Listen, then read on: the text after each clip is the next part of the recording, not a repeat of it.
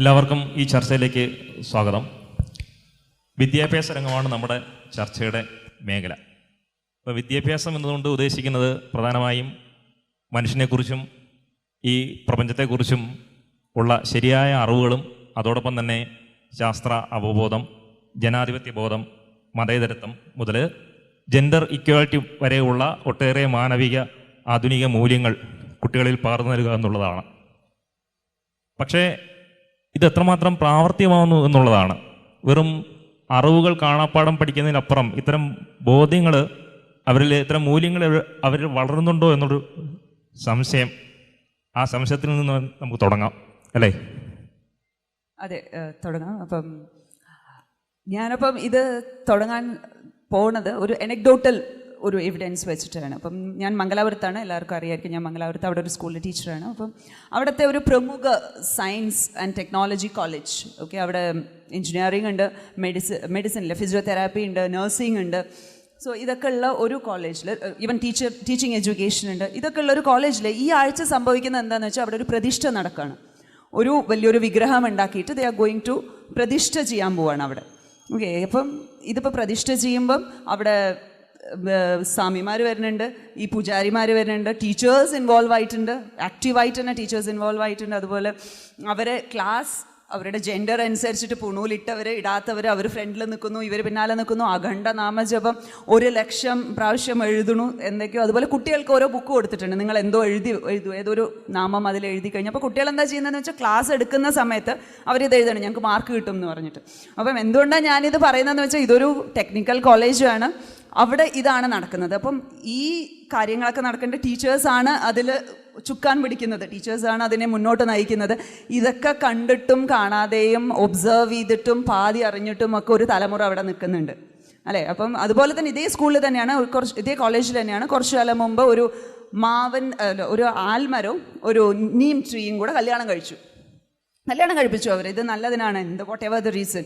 കല്യാണം കഴിപ്പിച്ചു. ഇതും കുട്ടികളുടെ മുമ്പിൽ വെച്ചിട്ടാണ് നടക്കുന്നത്. ഇപ്പം നമ്മളൊരു 2 ഹ്യൂമൻ ബീയിങ്സ് നിങ്ങൾക്ക് ഒരുമിച്ച് ജീവിക്കണമെങ്കിൽ, if you want to live together, നിങ്ങൾക്ക് പേപ്പറും ഇതും പ്രൊഡ്യൂസ് ചെയ്യേണ്ട കാലത്താണ് ഇത് നടക്കുന്നത്. അതിനൊന്നും ആരും ചോദിക്കുന്നില്ല. എന്തുകൊണ്ട് കുട്ടികൾ ചോദിക്കുന്നില്ല? എൻ്റെ പ്രശ്നം ഇത് തന്നെയാണ്. എന്തുകൊണ്ട് ഇവിടെ കുട്ടികൾ ചോദിക്കുന്നില്ല? ഈ കുട്ടികളാണ് ഒരു തലമുറ പുറത്തേക്ക് വന്ന് നമ്മളെ മാതിരിയുള്ള ഒരു സൊസൈറ്റി ആവുന്നത്. ഈ തലമുറയാണ്. ഇത് പ്രൈവറ്റ് സ്കൂൾ ആയിരിക്കും, അല്ലേ? അതെ, ഇത് പ്രൈവറ്റ് കോളേജാണ്. സർക്കാർ സ്കൂളിലും മറ്റേ എയ്ഡഡ് സ്കൂളിലും ഇത്ര പ്രശ്നമില്ല. എന്തെങ്കിലും ചോദിക്കാനുള്ളൊരു തലമുറ നമ്മൾ പുറത്തേക്ക് തയ്യാറാക്കി വിടുന്നില്ല എന്നുള്ളതാണ് എൻ്റെ ഏറ്റവും വലിയൊരു പ്രശ്നം. പക്ഷെ പൊതുവിദ്യാലയങ്ങളിലും ഈശ്വര പ്രാർത്ഥനയോടുകൂടിയാണ് തുടങ്ങുന്നത്. അതേപോലെ പല സ്കൂളിലും രാമായണ ദിനാചരണവും ഈ പുസ്തക പൂജയും ഗുരുവന്ദനവും ഒക്കെ നടക്കാറുണ്ട്. നമ്മൾ ഈ ചർച്ചയ്ക്ക് മുമ്പ് ഈ വിദ്യാഭ്യാസത്തിലൂടെ സയൻറ്റിഫിക് ടെമ്പർ വളർത്തുക എന്നുള്ളതുകൊണ്ട് നമ്മൾ എന്താണ് ഉദ്ദേശിക്കുന്നത് എന്നുകൂടി ഒന്ന് നിർവഹിച്ചു പോകുന്നത് നല്ലതായിരിക്കും. ആരെങ്കിലും ഒരാൾ? ഓക്കെ, സയൻറ്റിഫിക് ടെമ്പർ എന്നുള്ളതിനെ കൊണ്ട് നമ്മൾ ആദ്യം ഉദ്ദേശിക്കുന്നത് എന്താണ് സയൻറ്റിഫിക് ടെമ്പർ? സയൻറ്റിഫിക് ടെമ്പർ എന്നുള്ളൊരു വാക്ക് നമുക്ക് തന്നത് നെഹ്റു ആണ്. എനിക്ക് തോന്നുന്നു മിക്കവാറും എല്ലാവർക്കും അത് അറിയാമായിരിക്കും. ഇന്ത്യയിൽ ഇപ്പോൾ പ്രചാരം ശ്രദ്ധിച്ചുകൊണ്ടിരിക്കുന്ന വാക്കിൻ്റെ പിന്നിൽ നെഹ്റു ആണ്. ശാസ്ത്രീയ മനോഭാവം അഥവാ സയൻറ്റിഫിക് ടെമ്പർ എന്നുള്ളത് ചോദ്യം ചെയ്യൽ, ആസ്കിങ് ദ ക്വസ്റ്റ്യൻസ്, ഭൗതിക യാഥാർത്ഥ്യങ്ങളുടെ നിരീക്ഷണം, പരീക്ഷണം, അതിനോടൊപ്പം തന്നെ ഹൈപ്പോത്തിസിസ് അഥവാ പരികൽപ്പനകളുടെ രൂപീകരണം, പിന്നെ വിശകലനം ചെയ്യാനുള്ള കഴിവ്, അനലൈസ് ചെയ്യാനുള്ള കഴിവുകൾ. ഈ തരത്തിലുള്ള കാര്യങ്ങളെല്ലാം ഉൾപ്പെട്ടിട്ടുള്ള ഒരു സാമൂഹികപരമായിട്ടും വ്യക്തിപരമായിട്ടും ഒക്കെ ചിന്തിക്കുകയും പ്രവർത്തിക്കുകയും ചെയ്യാൻ കഴിയുന്ന ഒരു ജീവിത രീതിയെയാണ് നമ്മൾ പൊതുവെ സയൻറ്റിഫിക് ടെമ്പർ എന്നുള്ളതിനെ കൊണ്ട് ഉദ്ദേശിക്കുന്നത്. അതിനകത്ത് ഒരു പ്രധാനപ്പെട്ട ഒരു ഘടകമാണ് ക്രിട്ടിക്കൽ തിങ്കിങ്. ഈ ക്രിട്ടിക്കൽ തിങ്കിങ്ങിനെ തന്നെയാണ് ഇപ്പോൾ നമ്മുടെ നാഷണൽ എഡ്യൂക്കേഷൻ പോളിസി ആണെങ്കിലും നാഷണൽ കരിക്കുലം ഫ്രെയിംവർക്ക് ഒക്കെ ഇതൊക്കെ ആണെങ്കിലും 21st സെഞ്ച്വറി സ്കിൽസിനകത്ത് ഉൾപ്പെടുത്തിക്കൊണ്ട് ഓരോ ക്ലാസ്സിലും അധ്യാപകർ കുട്ടികളിൽ വളർത്തിയെടുക്കണം എന്ന് മാൻഡേറ്റ് ചെയ്ത് കരിക്കുലത്തിൽ എഴുതി വിട്ടിരിക്കുന്നതും ഇതേ കാര്യങ്ങളെയാണ്. അതുകൊണ്ട് ഇതിൻ്റെ ടൈറ്റിൽ പറയുന്ന പോലെ കരിക്കുലത്തിലുണ്ട്, പക്ഷേ ക്ലാസ് റൂമിലുണ്ടോ എന്നൊരു ചോദ്യം വരുമ്പോൾ ഈ സംഭവം ക്ലാസ് റൂമിൽ എത്രമാത്രം ഉണ്ട് എന്നുള്ളത് നമ്മളൊന്ന് ആലോചിക്കേണ്ടി വരും. കാരണം ഈശ്വര പ്രാർത്ഥനയോടുകൂടി തുടങ്ങുന്ന എന്താ പറയുക, ഒരാളുടെ മുന്നിൽ തലകുനിച്ച് മുട്ടുമടക്കി ഞാനൊന്നുമല്ല നിങ്ങളാണെല്ലാം എന്ന് പറഞ്ഞുകൊണ്ട് സ്വന്തം വ്യക്തിത്വത്തിനെ അടിയറവ് പറഞ്ഞ് തുടങ്ങുന്നത് അത് ഗവൺമെൻറ് സിസ്റ്റം ആണെങ്കിലും എയ്ഡഡ് സിസ്റ്റം ആണെങ്കിലും പ്രൈവറ്റ് സിസ്റ്റം ആണെങ്കിലും അവിടെ നിന്ന് പുറത്തിറങ്ങുന്ന കുട്ടികൾ ഈ തരത്തിലുള്ള കഴിവുകൾ ഈ പറഞ്ഞ സയൻറ്റിഫിക് ടെമ്പറുമായി ബന്ധപ്പെട്ട സബ് സ്കിൽസ് എത്രമാത്രം ഉണ്ടാകും എന്നുള്ളതൊരു ചോദ്യമാണ്. ക്ലീശയായിട്ട് പറയാറുള്ള ഒരു കാര്യമാണ്, ഈ ഒരു മനുഷ്യൻ റാഷണലായിട്ടാണ് ജനിക്കുന്നത്, അവനെ മതവും സമൂഹവും ഒക്കെയാണ് അവനിൽ കുത്തിവെച്ച് അവനെ ഇറാഷണലാക്കി മാറ്റുന്നതാണ്. അങ്ങനെയാണെങ്കിൽ വിദ്യാഭ്യാസത്തിന് ഈ കാര്യത്തിൽ വലിയ റോളില്ല. പക്ഷേ അങ്ങനെയാണോ യഥാർത്ഥത്തിൽ ഒരു വ്യക്തി ഇതൊക്കെ ഡിഫോൾട്ടായിട്ട് അങ്ങനെ തന്നെയാണോ, അതോ ഈ അവബോധങ്ങളൊക്കെ ആർജിച്ചെടുക്കേണ്ടതാണോ? ഇല്ല, അവിടെ ഒരു പ്രധാനമായിട്ട് തെറ്റിദ്ധാരണയുണ്ട്. നമ്മൾ മനുഷ്യൻ്റെ ഒരു പ്രത്യേകത എന്ന് പറഞ്ഞാൽ മറ്റു മൃഗങ്ങളായിട്ട് പ്രത്യേകത നമ്മൾ പറയുന്നത് നമുക്കൊരു വികസിത മസ്തിഷ്കം ഉണ്ടെന്നുള്ളതാണ്. പക്ഷേ അതിൻ്റെ യഥാർത്ഥ ഡിഫറൻസ് വരുന്നത് എന്താ വെച്ചിട്ടുണ്ടെങ്കിൽ, നമ്മൾക്ക് എന്ന് പറഞ്ഞാൽ നമ്മുടെ ഒരു 10 100 തലമുറ മുന്നേയുള്ള അറിവുകൾ വരെ നമുക്ക് അടുക്കി വെച്ചിട്ട് നമുക്കത് പ്രോസസ്സ് ചെയ്തെടുക്കാം, നമ്മളുള്ളിൽ കയറ്റി വയ്ക്കാം. പക്ഷേ ഇങ്ങനെ പറയുമ്പോഴും ഇങ്ങനെ ബൈ ഡിഫോൾട്ടായിട്ട് നമ്മളെ ഹെറിഡിറ്ററിയുടെ പാരമ്പര്യമായിട്ട് ജനിതകമായിട്ട് നമുക്ക് കിട്ടിയ സാധനങ്ങളല്ലാതെ ഈ സാധനങ്ങൾ നമ്മൾ ഏൺ ചെയ്ത് നമ്മൾ അധ്വാനിച്ച് മെനക്കെട്ട് ഏൺ ചെയ്തെടുക്കേണ്ട. ഒരു ഉദാഹരണം പറയുകയാണെങ്കിൽ, നമുക്കൊരു വലിയൊരു ഗോഡൗൺ ഉണ്ട്, സ്റ്റോറേജ് സ്പേസ് ആണുള്ളത്. ഈ സ്റ്റോറേജ് സ്പേസിനെ നമ്മളൊരു കച്ചവടമായിട്ട് കൺവേർട്ട് ചെയ്യുകയാണെങ്കിൽ നമുക്കൊന്നുകിൽ സാധാരണ ചന്ത പോലെ കൺവേർട്ട് ചെയ്യാം. ഒരുപാട് സാധനങ്ങൾ വലിച്ചു വാരിയിട്ട് ക്വാളിറ്റി നോക്കാതെ ക്വാണ്ടിറ്റി നോക്കാതെ ഇഷ്ടംപോലെ സാധനങ്ങൾ വലിച്ചു വാരിയിട്ടിട്ട് നമുക്ക് അതിനുള്ളിൽ കണ്ട് വിൽക്കാം. ആ സ്ഥലത്ത് മറ്റേ എക്സ്ട്രീം എൻഡിൽ നോക്കുകയാണെങ്കിൽ നമ്മളൊരു ബ്രാൻഡഡ് ഷോറൂം ഒന്ന് നോക്കുകയാണെങ്കിൽ അവിടെ എന്ന് പറഞ്ഞാൽ ഓരോ സാധനം തിരഞ്ഞെടുക്കുമ്പോൾ അത് വളരെ നീറ്റായി ക്വാളിറ്റി നോക്കിയിട്ട് ക്വാളിറ്റിയിൽ കുറവ് വന്ന സാധനം അവിടെ തന്നെ റിജക്റ്റ് ചെയ്തിട്ട് ഈ ക്വാളിറ്റി വ്യക്തമായി മുന്തി നിൽക്കുന്ന സാധനങ്ങൾ മാത്രം തിരിച്ച് അടുക്കി വെച്ച് അത് കാണുമ്പോൾ തന്നെ ലുക്ക് ഉണ്ടാവും. പിന്നെ അങ്ങനെയാണ് ഒരു എക്സ്ട്രീം എൻഡിലുള്ള ബ്രാൻഡഡ് ഷോറൂം തുടങ്ങുന്നത്. അപ്പോൾ ഇതിന് ഇങ്ങനെ ചെയ്യണമെന്നുണ്ടെങ്കിൽ ഇതിന് ആ ഷോറൂമുകാർ വളരെയധികം എഫേർട്ട് എടുക്കണം.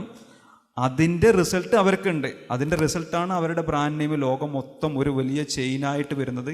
ഈ റിസൾട്ടാണ്, ഈ അധ്വാനിക്കുന്ന റിസൾട്ടാണ്. പക്ഷേ ഭൂരിഭാഗം ഒരു 90% നോക്കുകയാണെങ്കിൽ എങ്ങനെയുണ്ടായെന്ന് വെച്ചിട്ടുണ്ടെങ്കിൽ ഈ എഫേർട്ട് എടുക്കാൻ തയ്യാറില്ലാത്തതുകൊണ്ട് എന്ത് ചെയ്യും, ഒരു കച്ചവടം തുടങ്ങുകയാണെങ്കിലും പലരും ചെയ്യാന്നുണ്ട്, ഒന്നുകിൽ വളരെയധികം ക്വാളിറ്റി നോക്കാതെ ഒരുപാട് സാധനങ്ങൾ കൊണ്ടുപോയിട്ടിട്ട് തള്ളും. ഇതേപോലെ നമ്മുടെ മസ്തിഷ്കത്തിലെടുക്കുന്ന നമ്മൾ അറിവെടുക്കുക എന്ന് പറഞ്ഞാൽ നമുക്ക് നേരത്തെ പറഞ്ഞു ചോദ്യം ചെയ്യണം, അതിനെപ്പറ്റി അന്വേഷിക്കണം. ഈ കാര്യങ്ങളൊക്കെ ചെയ്യുക എന്ന് പറഞ്ഞാൽ നമ്മുടെ മസ്തിഷ്കം എടുക്കേണ്ട എഫേർട്ടാണ്. നമ്മളെ മസ്തിഷ്കം പരിണമിച്ച് വന്നതിന് വളരെ ലേസി ആയിട്ടാണ്. അപ്പോൾ ഈ എഫേർട്ട് എടുക്കുന്നില്ല. ഈ എഫേർട്ട് എടുക്കുന്നവർക്ക് മാത്രമാണ് മുന്നോട്ട് പോവുക. ബൈ ഡിഫോൾട്ടായിട്ട് മനുഷ്യൻ്റെ സ്വഭാവം എന്ന് പറഞ്ഞാൽ ഈ എഫേർട്ട് എടുക്കാതിരിക്കുന്ന അവസ്ഥയാണ്, ബ്ലാങ്ക് ആണ്. എന്തൊക്കെ അതിലേക്ക് നമ്മൾ വലിച്ചെടുക്കുന്ന പറഞ്ഞാൽ ഈ പെട്ടെന്ന് കിട്ടുന്ന വിശ്വാസങ്ങൾ, കഥകൾ, ഈ കാര്യങ്ങളൊക്കെ നമുക്ക് ചിന്തിക്കേണ്ട കാര്യമില്ല. നമ്മളത് ഓട്ടോമാറ്റിക്കലി വലിച്ചിട്ട് നമ്മളെ ഈ ഗോഡൗൺ സ്പേസ് ഫില്ല് ചെയ്യാണ് ചെയ്യുന്നത്. അതായത് സയന്റിഫിക് ടെമ്പറൊക്കെ സ്വാഭാവികമായ ഒന്നല്ല, നമ്മൾ ആർജിച്ചെടുക്കേണ്ടതാണ്. ഇത് വിദ്യാഭ്യാസത്തിലൂടെയാണ് മനുഷ്യൻ പരിശീലിക്കേണ്ടത്. പക്ഷേ ഇതേക്കുറിച്ച് നമ്മുടെ വിദ്യാഭ്യാസ വിദഗ്ധർക്കൊക്കെ നല്ല ബോധ്യമുണ്ട്. കാരണം പാഠ്യപദ്ധതിയിൽ കുട്ടികളിൽ ശാസ്ത്രാബോധവും യുക്തിചിന്തയും ക്രിട്ടിക്കൽ തിങ്കിങ്ങും ഒക്കെ വളർത്തുക എന്നുള്ള ഒരു പരമപ്രധാനമായ ലക്ഷ്യമായിട്ട് ഉണ്ട്. നമ്മളെ പ്രധാനമന്ത്രി പോലും പറയുന്നത്, ഒരു പ്രസംഗത്തിൽ പറയുന്നത് ശാസ്ത്ര അവബോധം വളർത്തണമെന്നാണ്. പക്ഷേ അതുപോലല്ല, പാഠ്യപദ്ധതിയിൽ ഇത് വളരെ സീരിയസ് ആയിട്ട് തന്നെയാണ്, ആ ബോധത്തോടു കൂടി തന്നെയാണ് അവർ പറഞ്ഞേക്കുന്നത്. പക്ഷേ ഇത് നമ്മുടെ ഈ സിലബസിനും ക്ലാസ് റൂമിലേക്കൊക്കെ വരുമ്പം ഇത് പ്രാവർത്തികമാകാതെ പോകുന്നുണ്ട് അല്ലേ, ഒരു സയൻസ് അധ്യാപക എന്ന നിലയിൽ? അതെ, ഇപ്പോൾ സിലബസിൽ എന്ന് പറയുമ്പോൾ ഇപ്പം ഞാൻ പറഞ്ഞ എക്സാമ്പിൾസ് അത് സിലബസിൽ കൂടെ പോണതല്ല. ഇപ്പം നമ്മളത് വേർതിരിച്ച് കാണുന്നതുകൊണ്ടുള്ള പ്രശ്നമാണ്. ഇപ്പോൾ നോക്കൂ, ടെക്സ്റ്റ് ബുക്സിൽ നമ്മൾ നോക്കുകയാണെങ്കിൽ സയൻസ് ടെക്സ്റ്റ് ബുക്ക്, ഇപ്പം ഞാൻ CBSEയുടെ കാര്യമാണ് പറയുന്നത്. ഇപ്പോൾ ടെക്സ്റ്റ് ബുക്സിൽ നോക്കുകയാണെങ്കിൽ പല ടെക്സ്റ്റ് ബുക്സിലും പറയുന്നുണ്ട് ഇതൊരു മിത്തായിരുന്നു പണ്ട്, ഇപ്പോൾ മാറിയിട്ടുണ്ടെന്ന് അവർ പ്രത്യേകം എഴുതി വെച്ചിട്ടുണ്ട്. ഫോർ എക്സാമ്പിൾ എർത്ത് ക്വേക്ക് എന്ന് പറഞ്ഞിട്ട് നമുക്ക് 8th സ്റ്റാൻഡേർഡിലൊരു ഇതുണ്ട്. അപ്പോൾ അതിൽ പ്രത്യേകം എടുത്ത് പറയുന്നുണ്ട് ഇതുപോലെ ഇത് പണ്ട് വിചാരിച്ചിട്ടുണ്ടായിരുന്നു ഏതോ ദൈവം കയ്യിൽ നിന്ന് മാറ്റുന്നത് കൊണ്ടാണ് എർത്ത് ക്വേക്ക് ഉണ്ടാവുന്നത്, ഇപ്പോൾ അങ്ങനെയല്ല എന്ന് നമ്മൾ സയൻറ്റിഫിക്കലി പ്രൂവ് ചെയ്തു. അതുപോലെ മെൻസ്ട്രേഷൻ്റെ ആണെങ്കിലും റീപ്രൊഡക്ഷൻ്റെ ആണെങ്കിലും ഇഫ് യു സീ അതിൽ എസ്പെഷ്യലി പറഞ്ഞിട്ടുണ്ട് ഇത് പണ്ടൊരു മിത്തായിരുന്നു, ഇപ്പം ടെക്നോളജി. അപ്പം നമ്മുടെ ഇതിലല്ല പ്രശ്നം, നമ്മുടെ ടെക്സ്റ്റ് ബുക്സിൽ വലിയ പ്രശ്നമുള്ളതായിട്ട് എനിക്ക് തോന്നിയിട്ടില്ല. എന്നാൽ നമുക്ക് കുട്ടികളെ കുറ്റം പറയാൻ പറ്റുമോ? ഇല്ല, അവർ നമ്മളുടെ കയ്യിൽ കിട്ടുന്ന ഒരു ടൂളാണ്. So you cannot blame them. അപ്പോൾ ആരാണ് നമുക്ക് എവിടെയാണ് പ്രശ്നം സംഭവിക്കുന്നത്? So we know that there is no scientific no much scientific temper in the children. അപ്പോൾ എവിടെയാണ് നമുക്ക് പ്രശ്നം സംഭവിക്കുന്നത്? ഇതൊക്കെ നമ്മളിലേക്ക് എത്തുന്ന ഒരു ഇൻസ്ട്രുമെൻ്റാണ്, ദാറ്റ് ഇസ് ദ ടീച്ചർ. ഇപ്പോൾ ഞാനൊരു ടീച്ചറാണ്, പറയുന്നതിൽ വിഷമമുണ്ട്, but that is the truth. അപ്പോൾ നമ്മൾ ഈ ട്രാൻസാക്ട് ചെയ്യുമ്പം ഒരു ടെക്സ്റ്റ് ബുക്കിൽ നിന്ന് കുഞ്ഞുങ്ങളിലേക്ക് എത്തുമ്പോൾ നമുക്ക് കൈവിട്ട് പോകുന്ന ഒരു കാര്യമാണ് സയൻറ്റിഫിക് ടെമ്പർ എന്നുള്ളത്. ഇപ്പോൾ നമ്മൾ പറയുകയാണെങ്കിൽ ഇത് രണ്ടും രണ്ടായി കാണാൻ പറ്റില്ല. ഇപ്പം നമ്മൾ കരിക്കുലം വേറെ, സയൻറ്റിഫിക് ടെമ്പർ വേറെ. No, when you teach your subject matter, you tell the facts to the students. rather than confusing them, നിങ്ങൾ ആ ഫാക്ട്സ് പറഞ്ഞു കൊടുക്കും. അപ്പോൾ എന്തുകൊണ്ട് അത് നടക്കുന്നില്ല എന്നുള്ളതിന് എനിക്ക് തോന്നുന്നത് എന്താ വെച്ചാൽ, ഫസ്റ്റ് ഓഫ് ഓൾ ഇപ്പോഴും നമ്മളൊരു അപ്ഡേറ്റ് ചെയ്യാത്ത കുറേ ടീച്ചർമാരുണ്ട് നമുക്ക്. Definitely there are teachers who are not updated about what is happening around us. For example, ഞാനിപ്പോൾ ഒരു ഇത് പറയുകയാണെങ്കിൽ, വളരെ എക്സ്പീരിയൻസ്ഡ് ആയിട്ടുള്ള ഒരു ടീച്ചർ ഞങ്ങളുടെ സ്കൂളിൽ ബയോളജി ടീച്ചർ തന്നെയാണ്. So what did she do? ഇപ്പം യോൺ ചെയ്യുന്നത് ഇങ്ങനെ നമ്മൾ ക്ലാസ്സിൽ പറയുമ്പോൾ എന്തോ യോൺ ചെയ്യുന്നു എന്ന് പറഞ്ഞപ്പോൾ ആ ടീച്ചർ പറഞ്ഞു, അല്ല അത് നമ്മൾ oxygen carbon dioxide level ഇത് ചെയ്യാനാണ്. അത് ഔട്ട്ഡേറ്റഡ് ആയിപ്പോയി. ആ theory is not there anymore, valid anymore. നമുക്ക് വേറെ കറക്റ്റ് ആയിട്ടുള്ള റീസൺസ് ഉണ്ട് എന്തുകൊണ്ട് അപ്ഡേറ്റ് ചെയ്തില്ല. അപ്പോൾ ഇതാണ് നമ്മൾ കുട്ടികളിലേക്ക് കൊടുക്കുന്നത്. കറക്റ്റ്. അപ്പോൾ അതൊരു കാര്യമാണ്. പിന്നെ വേറൊരു പറഞ്ഞാൽ നമ്മുടെ കൾച്ചറൽ ലിനിയേജ്. നമ്മൾ പറയും നമ്മുടെ അച്ഛൻ ചെയ്തതാണ്, നമ്മുടെ അമ്മ ചെയ്തതാണ്, നമ്മുടെ അമ്മൂമ്മ ചെയ്തതാണ്. അതിന്ന് നമ്മൾ എന്നാണ് മുന്നോട്ട് വരാൻ പോകുന്നത്? ഓക്കെ, അപ്പൊ അധ്യാപകരാണ് ഒരു മുഖ്യ പ്രതികൾ. അതെ, പക്ഷേ പ്രതികളെന്നല്ല പറയേണ്ടത്. C they are the medium. ഞാനിപ്പോ കുറ്റം പറയല്ല. സി ദാറ്റ് ഈസ് മനസ്സിലായി. പക്ഷേ എൻ്റെ ഒരു അനുഭവത്തിൽ നിന്നും പറയുവാണെങ്കിൽ, നമ്മൾ അധ്യാപകരിൽ തന്നെ ഒരു 10% ഇന്നത്തെ കാലത്ത് ഇച്ചിരി ശാസ്ത്രാബോധത്തോടെയൊക്കെ ചിന്തിക്കാൻ ആഗ്രഹിക്കുന്ന വ്യക്തികളാണ്. പക്ഷേ എങ്കിൽ പോലും അവർക്ക് ചില പരിമിതികളുണ്ട്. കാരണം ഈ കുട്ടികളെ സംബന്ധിച്ച്, അവരെ സംബന്ധിച്ച് വിദ്യാഭ്യാസം എന്ന് പറയുന്നത് മാർക്ക് കൊണ്ട് പ്രധാനപ്പെട്ട ഘടകമാണ്. തൊട്ടടുത്ത കോഴ്സിൽ അഡ്മിഷൻ കിട്ടണമെങ്കിൽ ഇതിൻ്റെ മാർക്കിൻ്റെ വലിപ്പമാണ് നോക്കുന്നത്. അപ്പോൾ ഈ മാർക്കിൻ്റെ വലിപ്പം എന്ന് പറയുന്നത് ഈ സിലബസ് കാണാപ്പാടം പഠിച്ച് എഴുതുന്നതിന് കിട്ടുന്ന മാർക്കാണ്. അപ്പോൾ ഈ ബോധ്യങ്ങളും മൂല്യങ്ങളും ഒക്കെ ആ കുട്ടി എത്രത്തോളം ആർജിച്ചെടുത്തു എന്ന് ഉള്ള ഒരു വ്യക്തമായൊരു വിലയിരുത്തലോ അതിനൊരു മാർക്കോ അല്ലെങ്കിൽ അത് ഈ ടോട്ടൽ മാർക്കിൽ ആഡ് ചെയ്യപ്പെടുകയോ ഒന്നും ചെയ്യുന്നില്ല. അതുകൊണ്ട് നമ്മൾ അധ്യാപകർ എല്ലാം ഒരു പക്ഷേ റാഷണലായിട്ട് ചിന്തിക്കുന്നവരാണ് എന്നൊരു അനുമാനത്തിൽ നിന്ന് ചിന്തിച്ചാൽ പോലും അതിനുള്ള സാധ്യതകൾ ഇല്ല. കാരണം അധ്യാപകരെ സംബന്ധിച്ച് കുട്ടികളും രക്ഷകർത്താക്കളും അവർ ഡിമാൻഡ് ചെയ്യുന്നത് സപ്ലൈ ചെയ്യുന്നു എന്നുള്ളതാണ്. അപ്പം എങ്കിലേ ആ വിദ്യാലയത്തിന് നിലനിൽപ്പുള്ളൂ. അപ്പം നല്ല റിസൾട്ട് വേണം, അപ്പോൾ ആ രീതിയിൽ ഈ പോർഷൻസൊക്കെ നിശ്ചിത സമയത്ത് പഠിപ്പിച്ച് തീർക്കണം. ഇങ്ങനെയൊക്കെയുള്ള വിഷയങ്ങളുണ്ട്. അപ്പം പക്ഷേ അധ്യാപകർ അതിലൊരു അപ്ഡേറ്റ് ആവുന്നില്ല എന്നുള്ളത് വളരെ വളരെ സത്യസന്ധമായ കാര്യം. നമ്മുടെ ഗ്രൂപ്പുകളിൽ തന്നെ ആയാലും സയൻസ് അധ്യാപകരാണ് ഇത്തരത്തിലുള്ള പല കാര്യങ്ങളും കൂടുതൽ പ്രചരിപ്പിക്കുന്നത്. പക്ഷേ എങ്കിലും ഈ സയൻറ്റിഫിക് ടെമ്പർ എന്ന് പറയുന്ന സയൻസുമായിട്ട് മാത്രമല്ല ബന്ധം, ഞാൻ ഒരു കാര്യം കൂടെ പറയുന്നത് എന്താ വെച്ചാൽ, എസ്പെഷ്യലി ഇത് ഹെൽത്ത് ആൻഡ് ഫുഡ്, അതിലാണ് നമുക്ക് ഭയങ്കരമായിട്ട് കാണാൻ പറ്റുക. ഇത് ഈ കെമിക്കൽസ്, അതുപോലെ ഹെൽത്തിനെ കുറിച്ച് കുറേ മിഥ്യാധാരണകളുണ്ട് നമ്മളുടെ അടുത്ത്. അത് കഴിച്ചുകൂടാ, ഇത് കഴിക്കണം, കുറേ ഇതൊക്കെ പ്രചരിപ്പിക്കുന്നത് ത്രൂ ദ ക്ലാസ് റൂം തന്നെയാണ്. ഇപ്പം നമ്മൾ അത് പ്രചരിപ്പിക്കുന്നത്, ഞാൻ പറയുന്നത് അല്ലാന്ന് പറഞ്ഞു കൊടുക്കാനുള്ള ഒരു നോളേജ് കൂടെ നമുക്ക് വേണം. അത് അങ്ങനെ അല്ലാന്ന് എന്തുകൊണ്ട് പറയുന്നില്ല? There are so many things. ഇപ്പോൾ 10th സ്റ്റാൻഡേർഡിലെ ബുക്കൊക്കെ എടുക്കുകയാണെങ്കിൽ ലൈഫ് പ്രോസസ് എക്സാക്ട് തിങ് ഉണ്ട്. അപ്പോൾ എന്തുകൊണ്ട് നമ്മളത് കുട്ടികൾക്ക് പറഞ്ഞു കൊടുക്കുന്നില്ല? അതിപ്പോൾ നമ്മൾ കരിക്കുലമും ഇതും വേറെയായിട്ട് കാണേണ്ട ആവശ്യമില്ല. Along with your text book knowledge you should. അപ്പം നമുക്ക് വേറെ സമയത്തിൻ്റെ ആവശ്യമില്ലല്ലോ. സയൻസ് മാത്രമല്ല, സോഷ്യൽ സയൻസ് ആയാലും ഭാഷാ പഠനത്തിലായാലും എല്ലാം ഈ ഒരു ശാസ്ത്രാവബോധത്തിൻ്റെ ഒരു മൂല്യം ഉൾക്കൊണ്ട് തന്നെയാണ് നമ്മൾ കുട്ടികൾക്ക് പറഞ്ഞു കൊടുക്കേണ്ടത്. ഞാൻ രാവിലെ കയ്യിലൊരു മലയാളം പാഠപുസ്തകം ഇരിക്കുന്നത് കണ്ടു. അത് മലയാളം പുസ്തകം എന്തിനാണ് ഇവിടെ കാര്യമെന്ന് ചോദിച്ചപ്പോൾ കാര്യമുണ്ട് എന്ന് പറഞ്ഞു. എന്താണ് മലയാളം പുസ്തകത്തിന് കാര്യമുണ്ട്? ഇതിപ്പോൾ CBSE ഈ വർഷത്തെ കുട്ടികൾ പരീക്ഷ എഴുതാൻ പോകുന്ന മലയാളം പാഠപുസ്തകമാണ്. ഇപ്പോൾ ഇതിലുള്ളൊരു വാക്യം ഞാൻ വായിച്ചത്, ഇത് ചട്ടമ്പി സ്വാമികളെ കുറിച്ചിട്ടുള്ള ഒരു പുസ്തകം. ചട്ടമ്പി സ്വാമികൾ ജീവിതവും സന്ദേശവും എന്ന് പറഞ്ഞിട്ടുള്ളൊരു പുസ്തകം. ഇതിലൊരു ഖണ്ഡിക വായിക്കാം. ആട് കടിച്ചു നോക്കാത്ത ഇലയില്ല എന്ന പഴമൊഴി പോലെ സ്വാമികൾ കൈവച്ച് നോക്കാത്ത ശാസ്ത്ര മേഖലകളില്ലായിരുന്നു. Not the point. ശാസ്ത്ര മേഖലകളില്ലായിരുന്നു. ജ്യോതിഷം, വൈദ്യം, മന്ത്രവാദം എന്നിവയിൽ സ്വാമികൾക്ക് അഗാധമായ അവഗാഹമുണ്ടായിരുന്നു. പ്രശ്നചിന്തയിലും ഫലഭാഗ വിചാരത്തിലുമെല്ലാം സ്വാമികൾ ശരിക്കും ഒരു ദൈവജ്ഞൻ തന്നെയായിരുന്നു. നിരവധി മാന്ത്രിക ഗ്രന്ഥങ്ങളും താന്ത്രിക ഗ്രന്ഥങ്ങളും പഠിച്ചിട്ടുണ്ടെങ്കിലും ഒരു മന്ത്രവാദിയായി പ്രവർത്തിക്കുവാൻ അദ്ദേഹത്തിന് ഒട്ടും താല്പര്യമില്ലായിരുന്നു. ഭാഗ്യം. അടുത്തതാണ്, മന്ത്രവാദ കർമ്മങ്ങളിൽ മൃഗബലി ഒട്ടും പാടില്ലെന്ന് വിശ്വസിച്ചിരുന്ന സ്വാമികൾ മൃഗങ്ങൾക്ക് പകരം കുമ്പളങ്ങ ഉപയോഗിച്ച് അത്തരം കർമ്മങ്ങൾ നിർവഹിക്കണം എന്ന അഭിപ്രായക്കാരനായിരുന്നു. 10ാം ക്ലാസ്സിലത്തെ CBSE പരീക്ഷയ്ക്ക് കുട്ടികൾ പഠിച്ചെഴുതുന്ന പുസ്തകമാണ് ഇത്. ഞാനൊരു ഉദാഹരണമാണ്. ഇതിൽ ഞാൻ ഒരുപാട് സ്ഥലത്ത് ഇതിങ്ങനെ മാർക്ക് ചെയ്ത് ഇട്ടിട്ടുണ്ട്. കംപ്ലീറ്റ് പുസ്തകത്തിൽ ഇതുപോലെ കുറേ സാധനങ്ങൾ ഇരിക്കുന്നുണ്ട്. അപ്പോൾ കരിക്കുലത്തിൽ പറയുന്നുണ്ട് ഇത്തരത്തിലുള്ള വിഡ്ഢിത്തങ്ങളൊന്നും പ്രചരിപ്പിക്കരുത് എന്ന് കൃത്യമായിട്ട് ടെക്സ്റ്റ് ബുക്കുകളുടെ പുറത്ത് എഴുതി വെക്കുമ്പോഴും ഇതുപോലെ കുറേ സാധനങ്ങൾ നമ്മൾ അറിയാണ്ട് ഒളിച്ചു കിടത്തുന്നുണ്ട്. പക്ഷേ അത് മാത്രമല്ല, ഇതിപ്പോൾ ഒരു പുസ്തകത്തിനകത്തെ വിഡ്ഢിത്തങ്ങളാണെന്ന് വെച്ചോളൂ. ഇനി ഇതല്ലാതെ ഇത് വളരെ എന്താ പറയുക, പുറമേ നമുക്ക് കാണുന്ന രീതിയിൽ തന്നെ പറഞ്ഞിരിക്കുന്നത്. ഒരു പക്ഷേ ശ്രദ്ധിക്കാതെ അവരെടുത്ത് പുസ്തകമായിട്ട് കൊടുത്ത് ചട്ടമ്പി സ്വാമികളെ കുറിച്ചാണല്ലോ, ഒരു സാമൂഹ്യ നവോത്ഥാനമാണല്ലോ എന്നാൽ ഇരിക്കട്ടെ എന്നുള്ളൊരു ബോധത്തിൻ്റെ മുകളിൽ കൊടുത്തത് കൂടി ആവാം. എന്താണെങ്കിലും ഇത് അല്ലാതെ നമ്മൾ ടെക്സ്റ്റ് പുസ്തകങ്ങൾ ചിന്തിച്ച് നോക്കും. പ്രത്യേകിച്ചിട്ടും ഭാഷ പഠിപ്പിക്കുമ്പോഴും മലയാളം, ഹിന്ദി പോലത്തെ ഭാഷകൾ പ്രത്യേകിച്ചിനും പഠിപ്പിക്കുമ്പോഴും അതിലൂടെ മതം ഒളിച്ചു കിടത്തുന്നത് ഭയങ്കര രസമാണ്. ഭാഷ പഠിപ്പിക്കുന്നു എന്നുള്ള രീതിയിൽ മതപരമായിട്ടുള്ള വളരെ റൂട്ടഡ് ആയിട്ടുള്ള കവിതകളും കഥകളുമാണ്. സാഹിത്യത്തിൻ്റെ പേരിൽ, സാഹിത്യത്തിൻ്റെ റാപ്പറിൽ പൊതിഞ്ഞിട്ട് അകത്തേക്ക് കടത്തിവിടുന്നത്. ഇതിൽ ഏറ്റവും വലിയ രസം എന്താ അറിയോ, ഒരു 4 രാമനും കൃഷ്ണനും സീതയൊക്കെ ഉണ്ടെങ്കിൽ മിനിമം ഒരു ബിബ്ലിക്കൽ സ്റ്റോറിയെങ്കിലും വേണം, ഒരു മുസ്ലിം സ്റ്റോറിയെങ്കിലും വേണം. ഇങ്ങനെ ബാലൻസ് ചെയ്തിട്ടാണ് ടെക്സ്റ്റ് പുസ്തകങ്ങൾ ഇതിങ്ങനെ വിതരണം ചെയ്യുന്നത്. അതായത് എന്താ പറയുക, ജനങ്ങളുടെ അളവിനനുസരിച്ചിട്ട് പുസ്തകത്തിനകത്ത് മതം തൂക്കി കൃത്യമായിട്ട് കൊടുക്കുക. ഭയങ്കര വിചിത്രമായിട്ടുള്ളൊരു സമ്പ്രദായമാണ്. ഇംഗ്ലീഷിലത് കുറവാണ് കമ്പാരിറ്റീവ്ലി കുറവാണ്. ബിബ്ലിക്കൽ റെഫറൻസസ് ഉണ്ട്, എന്നാലും കമ്പാരിറ്റീവ്ലി കുറവാണ്. അപ്പോൾ ഇതിൻ്റെ പ്രശ്നം എവിടെയെന്ന് വെച്ച് കഴിഞ്ഞാൽ, ശാസ്ത്രബോധമില്ലാത്ത അധ്യാപകർ, ശാസ്ത്രീയ മനോവൃത്തി പരിചയമില്ലാത്ത അധ്യാപകർ ഇത് പഠിപ്പിക്കുമ്പോൾ അവർ വളരെ ലാഘവത്തോടെ ഇതങ്ങ് പഠിപ്പിച്ചു പോവും. ജനറേഷൻസ് ആഫ്റ്റർ ജനറേഷൻസ് ഇതൊക്കെ കൈമാറ്റം ചെയ്യപ്പെട്ടുകൊണ്ടേയിരിക്കും. ആരും ചോദ്യം ചെയ്യുന്നില്ല. ഇതിങ്ങനെ അതിൻ്റെ പ്രശ്നം. ഇത്തരം പുസ്തകങ്ങൾ ഒരു ശാസ്ത്രബോധമില്ലാത്തൊരു അധ്യാപകൻ്റെ കയ്യിലെത്തുമ്പോൾ ഉണ്ടാകുന്ന അപകടം വളരെ വലുതാണ്. നമ്മൾ ഈ മദ്യത്തിൻ്റെയും സിഗരറ്റിൻ്റെയൊക്കെ പുറത്ത് ആരോഗ്യപരമായ മുന്നറിയിപ്പ് എന്ന് എഴുതുന്ന പോലെ ഇത്തരം പാഠഭാഗങ്ങളുടെ താഴെ ഇത് വെറും ഭാവനയാണ്, ഇതിന് യാഥാർത്ഥ്യമായി യാതൊരു ബന്ധമില്ല എന്നൊരു മുന്നറിയിപ്പ് കൊടുത്താൽ നല്ലതായിരിക്കും തോന്നുന്നു അല്ലേ? പക്ഷെ നമ്മൾ ഈ സാഹിത്യം പൂർണ്ണമായിട്ടും ഫാക്റ്റിനെ അടിസ്ഥാനപ്പെടുത്തിയാൽ നമുക്ക് ഒരിക്കലും പറയാൻ പറ്റില്ല.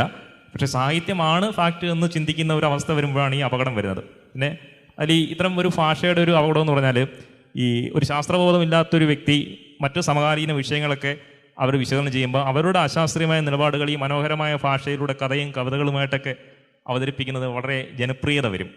ഇപ്പം ഈ എൻഡോസൾഫാൻ വിഷയം, ജൈവകൃഷി, പരിസ്ഥിതി പ്രശ്നങ്ങൾ, ഇവയൊക്കെ ഒരു വിമർശനാത്മകമായോ സയൻറ്റിഫിക്കായോ ഒന്നും ചർച്ച ചെയ്യാൻ പോലും പറ്റാത്ത രീതിയിലുള്ള ഒരു അതിവൈകാരികത സൃഷ്ടിക്കുന്നതിൽ ഇത്തരം മനോഹരമായ ഭാഷയ്ക്കും ഒരു പ്രാധാന്യമുണ്ട്.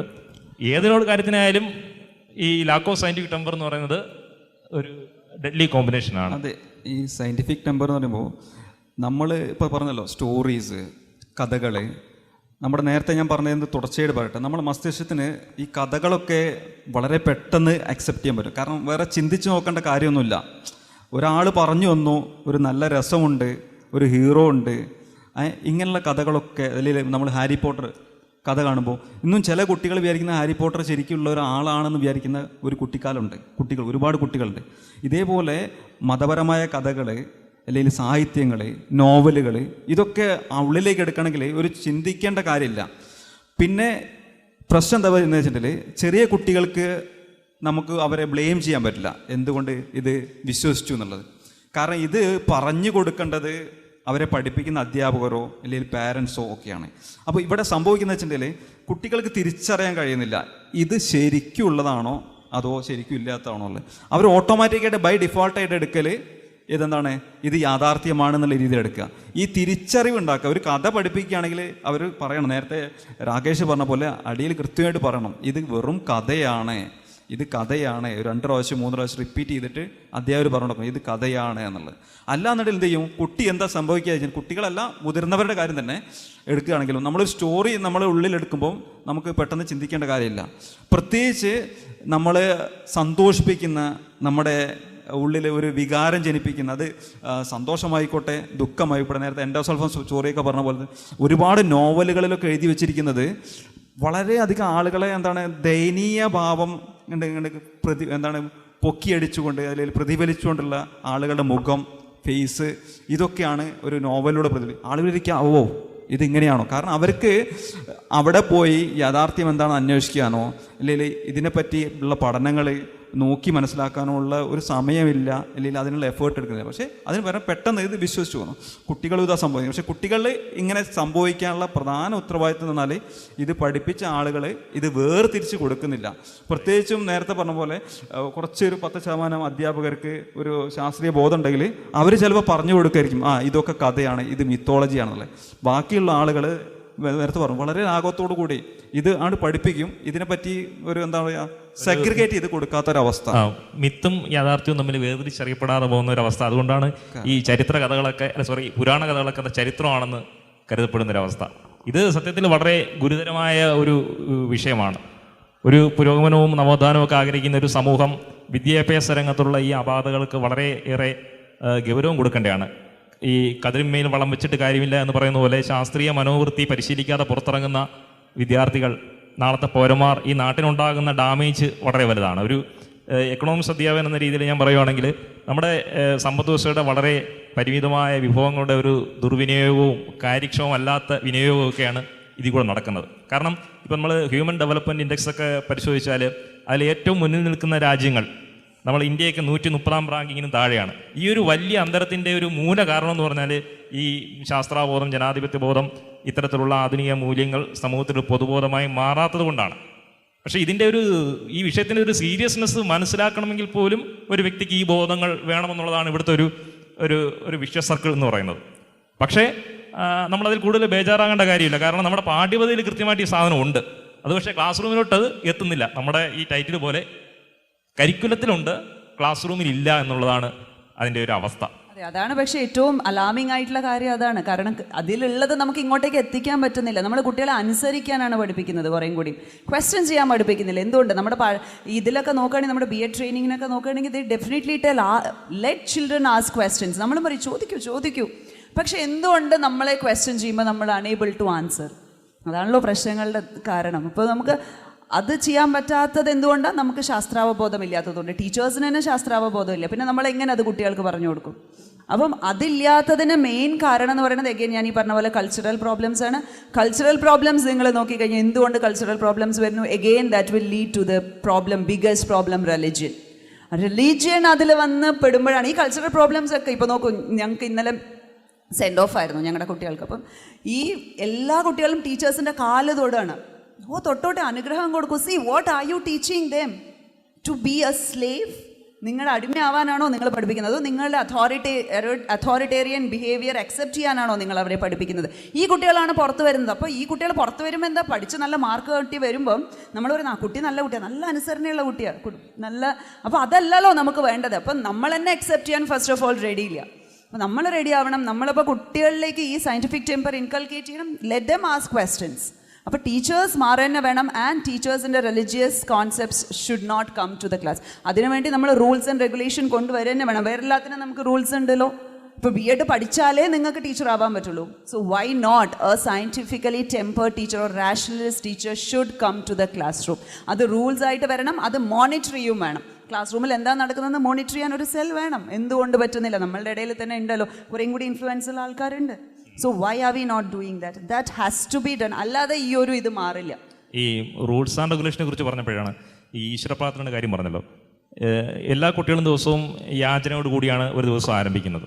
ഇത് സത്യം പറഞ്ഞാൽ ഒരു സ്കൂളിൽ തീർത്തും അനുചിതമായൊരു കാര്യമാണ്. അതിന് പല കാരണം കൊണ്ട്. ഒന്ന്, നമ്മുടെ സമൂഹത്തിൽ വിശ്വാസികളും പല മതവിശ്വാസികളും വിശ്വാസമില്ലാത്തവരും അജ്ഞേയവാദികളും കമ്മ്യൂണിസം പോലുള്ള ഈശ്വരരഹിത പ്രത്യയശാസ്ത്രങ്ങൾ പുലർത്തുന്നവരും ഒക്കെ ഉള്ള ഒരു പൊതുസമൂഹത്തിൽ ഈശ്വരവിശ്വാസികളായ ഒരു ഭൂരിപക്ഷത്തിൻ്റെ പ്രാർത്ഥനാ ഗീതം എന്നും രാവിലെ ഇങ്ങനെ അടിച്ചേൽപ്പിക്കുന്നത് ഒരു ആധുനിക സമൂഹത്തിൻ്റെ ഒരു മൊറാലിറ്റി അല്ല, മാത്രമല്ല അതൊരു ഭൂരിപക്ഷത്തിൻ്റെ ഗുണ്ടായുസമാണ്.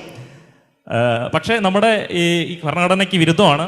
നമ്മുടെ ഒരു സ്കൂളിലെ പ്രവർത്തനത്തെക്കുറിച്ചൊക്കെ വളരെ വിശദമായിട്ട് പ്രതിപാദിക്കുന്ന കേരള എഡ്യൂക്കേഷൻ റൂളിൽ ഇങ്ങനൊരു കാര്യം പറയുന്നതേയില്ല. മാത്രമല്ല ഗവൺമെൻറ്റിൻ്റെ സർക്കുലറുകളോ ഓർഡറുകളോ ഒന്നും തന്നെ ഇല്ലെങ്കിലും ഇത് നിർബാധം തുടരുകയാണ്. പക്ഷേ ഇന്ന് കുറച്ചെങ്കിലും വിശ്വാസികളായ അധ്യാപകർക്ക് പോലും ഇത് അനുചിതമാണെന്നുള്ള ബോധ്യം ചെറുതായിട്ടൊക്കെ ഉണ്ടായി തുടങ്ങുന്നുണ്ട്.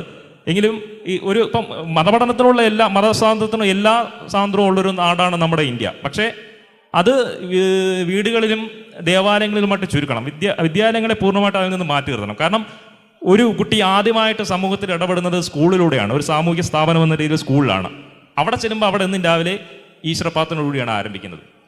അതോടുകൂടി അവനിലെ ഒരു സയൻറ്റിഫിക് ടെമ്പറിൻ്റെയും ക്രിട്ടിക്കൽ തിങ്കിൻ്റെയൊക്കെ മുന ഒടിക്കുന്നൊരു പ്രവൃത്തിയാണ്. നമ്മുടെ നാട്ടിൽ മതസ്വാതന്ത്ര്യത്തിന് ഞാൻ നേരത്തെ പറഞ്ഞ പോലെ എല്ലാവരും സ്വാതന്ത്ര്യമുണ്ട്. ലോകത്തെ എല്ലാ പ്രമുഖ അശാസ്ത്രീയ ചികിത്സാ രീതികളും നിയമപ്രകാരം അംഗീകാരമുള്ളൊരു നാടാണ് നമ്മുടെ നാട്. അപ്പം മിനിമം നമ്മുടെ സ്കൂളുകളെങ്കിലും ശാസ്ത്രീയമായ അറിവുകളും സാഹിത്യവും പഠിക്കുന്നതിനോടൊപ്പം പൂർണ്ണമായും ഈ ശാസ്ത്രാവബോധം പോലുള്ള മൂല്യങ്ങൾ ഉള്ള ഒരു പരിശീലന കളരിയായിട്ട് നമ്മൾ നിലനിർത്തേണ്ട ഒരു ആവശ്യകത ഇന്നത്തെ കാലഘട്ടത്തിലുണ്ട്, അല്ലേ?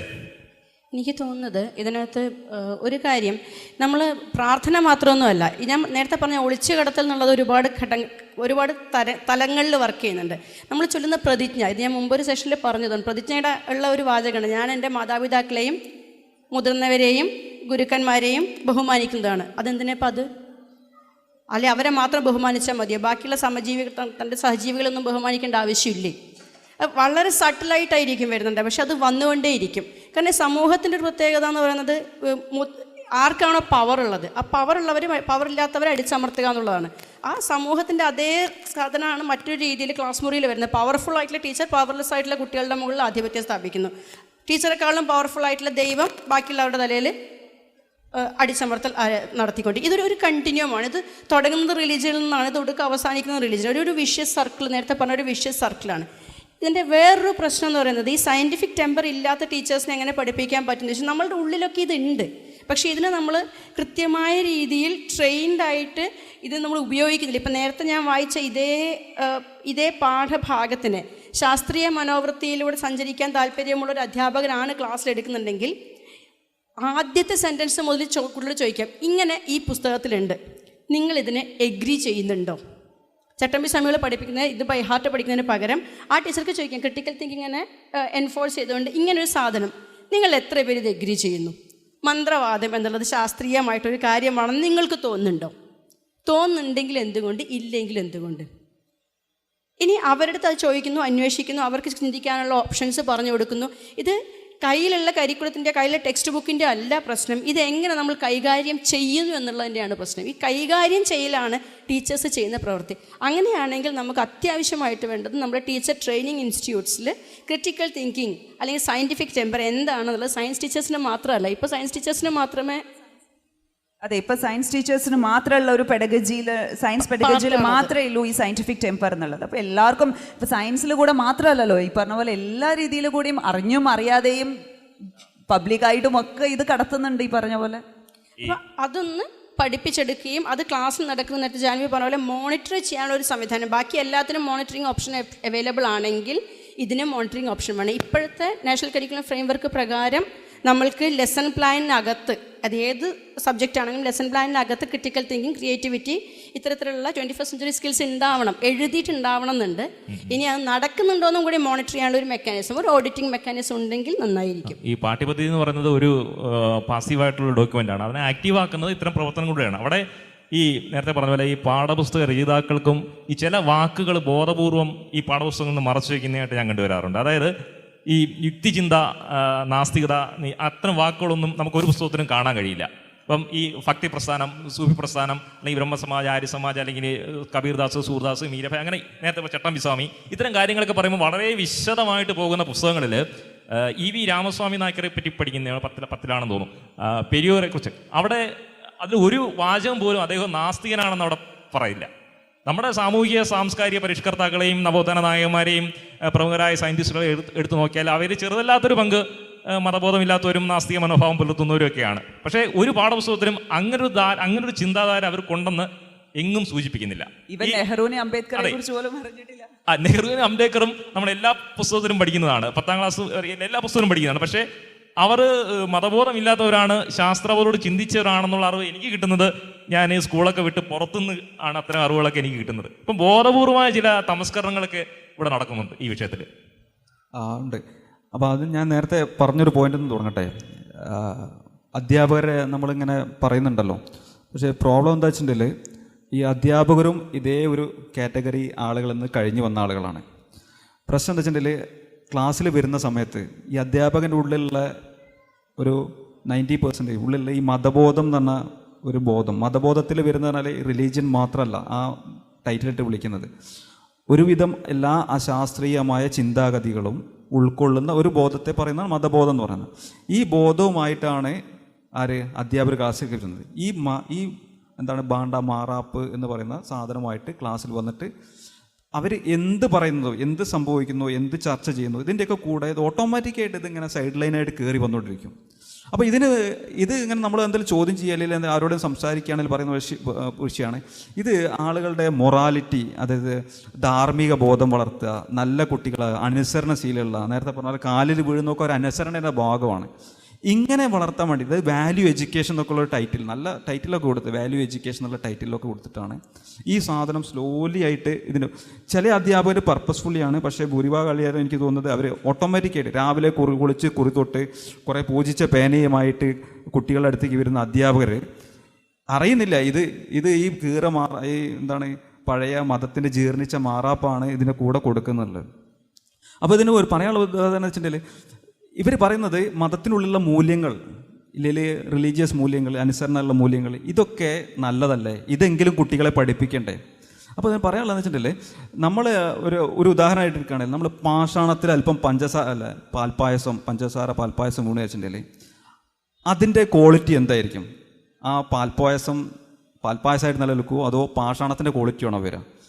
കാര്യം നമുക്ക് എല്ലാവർക്കും അറിയാം, അതിൻ്റെ ക്വാളിറ്റി എന്ന് പറഞ്ഞാൽ അതിൻ്റെ പഞ്ചസാര എത്രത്തോളം വേർതിരിൽ പാൽപ്പായസം വേർതിരിച്ചാലും ഇതിൻ്റെ ഗുണം എന്ന് പറഞ്ഞാൽ വിഷമാണ്. ഈ വിഷമാണ് വാല്യൂ എഡ്യൂക്കേഷൻ എന്നുള്ള രീതിയിൽ വരുന്നത്. കാരണം അതിൻ്റെ കൂടെ ഈ മതബോധം കൂടി വരുന്നുണ്ട്. പക്ഷേ യഥാർത്ഥത്തിൽ എന്താ വെച്ചിട്ടുണ്ടെങ്കിൽ മതത്തിലുണ്ടെന്ന് പറയുന്ന ഈ മൂല്യങ്ങളുണ്ടല്ലോ, അല്പം പാൽപ്പായസം, ഈ സാധനം എന്ന് പറഞ്ഞാൽ ഇതിന് പുറത്തുള്ളതാണ്. ഈ മതം ഒന്ന് പോളിഷ് ചെയ്ത് വെക്കാൻ വേണ്ടിയിട്ട് അവിടുന്ന് ഇവിടുന്നൊക്കെയുള്ള മൂല്യങ്ങൾ വലിച്ചെടുത്തിട്ട് ഇതിനുള്ളിലിട്ടിട്ട് ഇതിനെ മുക്കിയെടുത്തിട്ട് കൊടുക്കുക. ഇതിനാണ് ക്വാളിറ്റി. ഇത് മതത്തിൻ്റെ ഉള്ളിൽ നിന്നല്ലെങ്കിൽ തന്നെ പുറമേ അവൈലബിൾ ആണ്. ഇതിന് പുറമെയാണ് ഇന്നത്തെ ആധുനിക മൂല്യങ്ങൾ. ഒരു വ്യക്തി എങ്ങനെ ജീവിക്കണം, മറ്റുള്ളവരെ ബഹുമാനിക്കണം, ഇല്ലെങ്കിൽ റോഡ് നിയമങ്ങൾ പാലിക്കണം, ഇല്ലെങ്കിൽ ഒരു സ്ഥലം പബ്ലിക് പ്ലേസ് വൃത്തികേടാക്കരുത്, ഇങ്ങനെയുള്ള കുറേ ഒരുപാട് ക്വാളിറ്റീസ് ഇന്നത്തെ മനുഷ്യന് വേണം. ഈ ക്വാളിറ്റീസ് ഒന്നും ഈ മതത്തിൽ നിന്ന് കൊടുക്കുന്നില്ല. അതുപോലെ തന്നെ ഈ അധ്യാപകർ ഒരു കുട്ടി പുറത്തു വരുമ്പോൾ, ഒരു വിദ്യാഭ്യാസ സ്ഥാപനത്തിൽ പുറത്തു വരുമ്പോൾ ഒരു നല്ല പൗരനായി വരണം. നല്ല പൗരൻ്റെ ക്വാളിറ്റീസ് നേരത്തെ പറഞ്ഞു, ഇതുപോലെ കുറേ ഉണ്ട്. പക്ഷേ നമ്മുടെ ഇവിടെ നേരത്തെ രാകേഷ് സൂചിപ്പിച്ച പോലെ തന്നെ സംഭവിക്കുന്നത് വെച്ചിട്ടുണ്ടെങ്കിൽ നമ്മൾ ഒരുപാട് ക്വാളിഫിക്കേഷൻ, മാർക്ക്, ഡിഗ്രി, ജോലി, ഇതിൻ്റെ പുറകെയാണ് അധ്യാപകരാണെങ്കിലും രക്ഷിതാക്കളാണ്. പക്ഷെ ഒരു നല്ല പൗരനായിട്ട് വരാനുള്ള ഈ ബേസിക് നമ്മുടെ ആധുനിക ധാർമ്മിക മൂല്യങ്ങൾ പലരും നൽകുന്നതിൽ പരാജയപ്പെടുക ചെയ്യുന്നത്. ഈ മൂല്യങ്ങൾ കൈമാറുന്ന കാര്യം പറഞ്ഞപ്പോൾ നമ്മൾ ഈ പാഠ്യപ്രവർത്തനങ്ങൾക്ക് മാത്രമല്ല, ഈ പാഠ്യേതര പ്രവർത്തനങ്ങൾക്കും ഒരു പ്രസക്തി ഉണ്ടല്ലോ. ഈ NSS, SPC തുടങ്ങിയുള്ള ഓർഗനൈസേഷൻസ്, കുട്ടികളുടെ സംഘടനകളൊക്കെ ഉണ്ടല്ലോ. നിങ്ങൾക്കൊരു കാര്യം അറിയാമോ? നമ്മുടെ നാട്ടിൽ ഈ നമ്മുടെ ദൈവത്തോടുള്ള കടമ നിർവഹിക്കാൻ എന്നെ പ്രാപ്തനാക്കണേ എന്ന് പ്രതിജ്ഞ ചൊല്ലുന്ന ഒരു സംഘടന നമ്മുടെ സ്കൂളിൽ പ്രവർത്തിക്കുന്നുണ്ട്. അറിയില്ല? Scout and guide. അതിനൊരു പ്രാർത്ഥനയുണ്ട്, ദൈവത്തിനോടുള്ള ഭക്തി ഞങ്ങളിനുള്ളിൽ വന്ന് ചേരണേ, ഞങ്ങളുടെ ആത്മാവിനെ നിർമ്മലമായി സംരക്ഷിക്കണേ, ഞങ്ങളുടെ ഉള്ളിൽ വന്ന് ദൈവമേ വിളങ്ങണേ എന്നൊക്കെ പറഞ്ഞ് പ്രാർത്ഥന പാടിയുള്ളൊരു ഇതാണ്. അതായത് ഈ ആത്മീയതയും ദൈവത്തോടുള്ള കടപ്പാടും ഒക്കെ കുട്ടികൾ വളർത്താൻ വേണ്ടി രൂപപ്പെട്ട ഒരു സംഘടനയാണ്. ഇത് വേണ്ടെന്ന് പറഞ്ഞിട്ട് എൻ്റെ മോള് വിട്ടതാ. Guides, she left guides because they asked her to pray. Okay, അത് ആർട്ടിക്കിൾ 28 പ്രകാരം ഇതൊക്കെ വിരുദ്ധമാണ്. പക്ഷേ ആയിക്കോട്ടെ, എങ്കിൽ പോലും ഇതുപോലെ ശാസ്ത്രാവബോധം പ്രചരിപ്പിക്കാൻ, ഈ ശാസ്ത്രാവബോധത്തിനെ കുറിച്ചുള്ള പ്രവർത്തനങ്ങൾക്ക് വേണ്ടിയും ഒരു ഓർഗനൈസേഷനോ ഒരു സംഘടന കുട്ടികളുടെ അതുപോലെ അതിന് ഗ്രേസ് മാർക്ക് നൽകുക എന്ന പ്രവർത്തനങ്ങളൊക്കെ നമ്മുടെ കുറഞ്ഞപക്ഷം നമ്മുടെ കേരളത്തിലെങ്കിലും ഉണ്ടാവേണ്ടതല്ലേ? പ്രശ്നം എന്ന് പറഞ്ഞാൽ എസെൻസിൻ്റെ ഒരു പ്രധാന ഉദ്ദേശ ലക്ഷ്യം എന്ന് പറഞ്ഞാൽ തന്നെ നമ്മളിങ്ങനെ സ്ലോലി കുറേ ആളുകളിലേക്ക് ആക്ച്വൽ ഫാക്റ്റ്, അതായത് പോളിഷ്ഡ് ഫാക്റ്റ് അല്ല. അതായത് നമ്മൾ ഇപ്പം രവിചന്ദ്രൻ തന്നെ പറയുന്ന പോലെയാണെങ്കിൽ നമ്മളൊരു കാര്യം പറയുകയാണെങ്കിൽ അത് ഫാക്റ്റ് ആണെങ്കിൽ അത് അപ്ഫ്രണ്ട് പറയുക. അതിനെ കുറേ പോളിഷ് ചെയ്തിട്ട് ഇപ്പം സ്കൗട്ട് ആൻഡ് ഗൈഡൻസ് പറഞ്ഞല്ലോ, അവരുടെ ആൾക്കാർ ചോദിക്കുകയാണെങ്കിൽ നമ്മളിങ്ങനെ പ്രാർത്ഥിച്ചിട്ടുണ്ടെങ്കിൽ നമ്മൾ ചെയ്യുന്ന കാര്യങ്ങൾ നല്ല കാര്യങ്ങൾക്ക് വേണ്ടിയിട്ടല്ലേ, ഒരു തുടക്കം എന്നുള്ള ഒരു ചെറിയ നേരത്തെ സൈഡ് ലൈനായിട്ട് ഇങ്ങനെ ടച്ച് ചെയ്ത് പോകുന്നല്ലേ ഉള്ളൂ. പക്ഷേ സംഭവിക്കുന്നതാണ് ഈ ബോധം അപ്രണ്ട് ഈ കടുകട്ടിയായിട്ട് സത്യങ്ങളാണെങ്കിലും അത് മനസ്സിലാക്കിയെടുക്കാൻ ബുദ്ധിമുട്ടുണ്ടല്ലോ, അത് അപ്പം തന്നെ ഓപ്പണായിട്ട് പറഞ്ഞിട്ട് കൃത്യമായിട്ട് അത് പ്രതിഫലിപ്പിച്ചുകൊണ്ട് തന്നെ മുന്നോട്ട് പോകണം. അല്ലാതെ അതിന് വേണ്ടിയിട്ട് കുറേ നല്ല വാക്കുകളുടെയോ ഇല്ലെങ്കിൽ ഈ മതത്തിൻ്റെ ഒരു ചട്ടക്കൂടിൻ്റെ ഒന്നും ആവശ്യമില്ല. അപ്രണ്ടായിട്ട് പറഞ്ഞു പോവുക.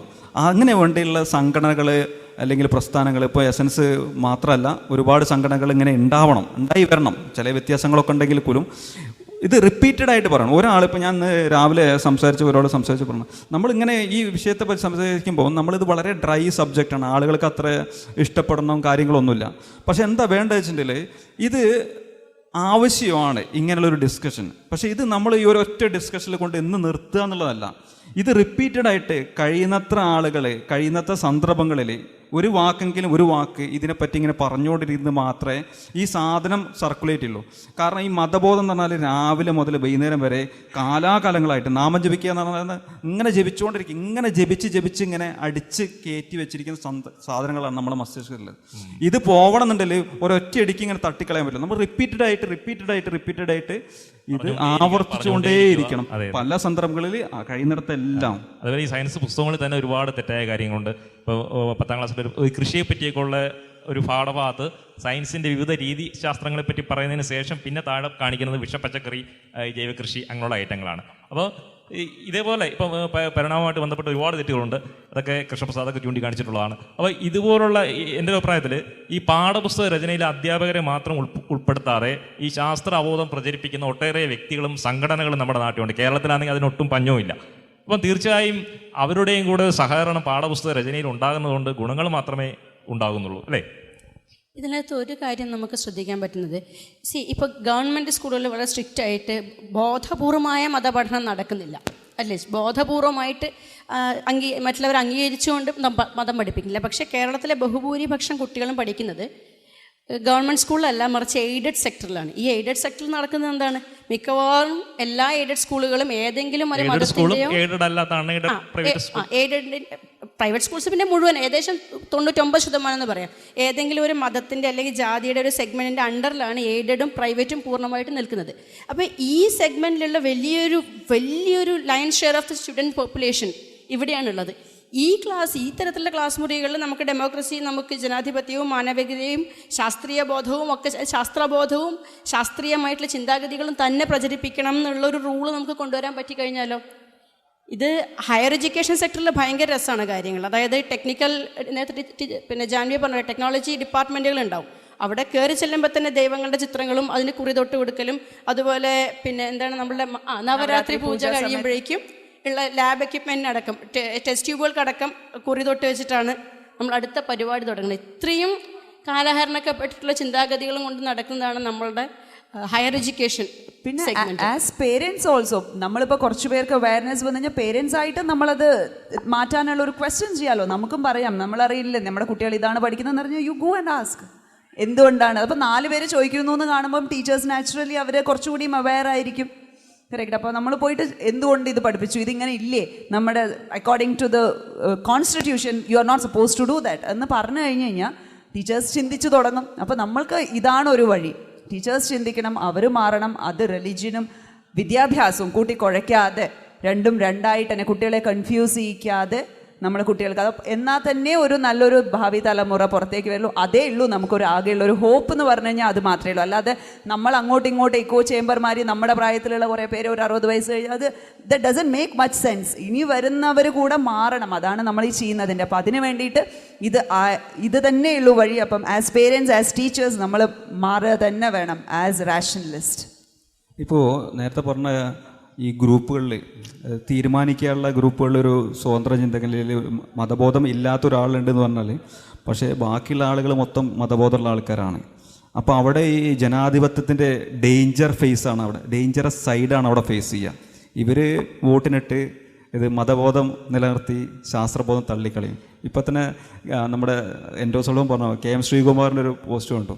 ഒരു പഠനത്തിന് വേണ്ടിയിട്ട് ഒരാളുണ്ട് ശാസ്ത്രബോധമുള്ള ആൾ അതിൽ, പക്ഷേ ബാക്കിയുള്ളവരൊന്നും അംഗീകരിച്ചില്ല, ഇത് തള്ളിക്കളഞ്ഞു.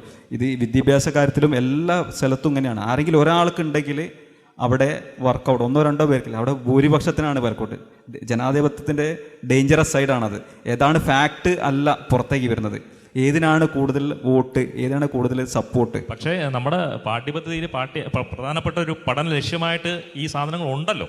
അതുകൊണ്ട് വിദ്യാലയങ്ങളിൽ ശരിയായ രീതിയിൽ പരിശീലിക്കപ്പെട്ടാൽ ഒരു പരിധിവരെയൊക്കെ ഒരു മാറ്റം വരും. ഇത് നേരത്തെ പറഞ്ഞ പോലെ കൺട്രോൾ, ഓഡിറ്റ് ഈ സമയത്തൊക്കെ വരുന്നതെന്നാൽ ഇത് ചർച്ച ചെയ്ത് ഇത് തീരുമാനിക്കുമ്പോൾ ഇതെങ്ങനെ ഓഡിറ്റ് ചെയ്യണമെന്ന് തീരുമാനിക്കുന്നു. അപ്പോഴും നേരത്തെ പറഞ്ഞ പോലെ ഈ കൂടുതൽ ആൾക്കാർ ഏതിനാണ് സപ്പോർട്ട് ചെയ്യുന്നത്, അതുകൊണ്ട് കുഴപ്പമില്ല എന്നാണെങ്കിൽ അത് കുഴപ്പമില്ല എന്നുള്ളതാണ് തീരുമാനം വരിക.